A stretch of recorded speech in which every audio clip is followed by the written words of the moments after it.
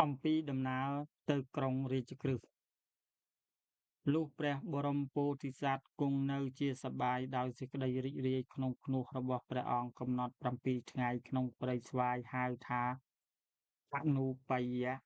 ហើយទ្រង់ក៏ស្ដេចទៅដោយព្រះបាទក្នុងមួយថ្ងៃដល់រាជក្រឹត្យចម្ងាយ30យោជន៍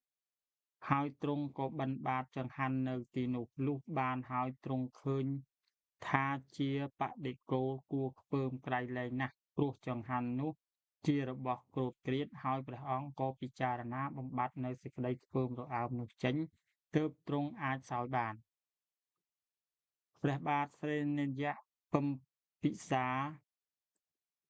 ក៏ស្ដេចទៅជួបនឹងព្រះអង្គហើយថ្វាយនគរតែព្រះអង្គមិនទទួលសុំប្តេជ្ញាឲ្យព្រះអង្គស្ដេច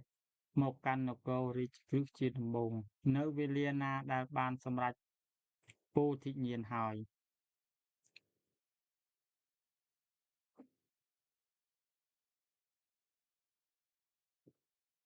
និទានថាសម្ដែងដោយពីកបិលវត្ថុទៅស្ទឹង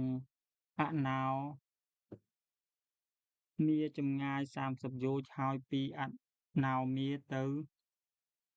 រាជក្រឹត្យចម្ងាយដូចគ្នាក្នុងលើកទី1ព្រះពោធិសត្វចេញមកពីនគរដោយខ្នងសេះមួយយប់ដល់ហើយលើកទី2ស្ដេចយាងទៅដោយជើងមួយដល់ថ្ងៃមួយថ្ងៃដល់ក្នុងឋានត្រង់នេះបើនឹងនិយាយដោយអស្ចារ្យទើបបានតាមសេចក្តីយោបល់របស់លោក Follett ដែលជាអ្នកគិតធៀបយោជន៍ក្នុងសៀវភៅច្រោះសៀវភៅឆ្នាំ1912ទំព័រ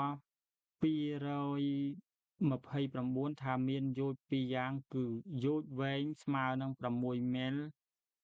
14គីឡូម៉ែត្រ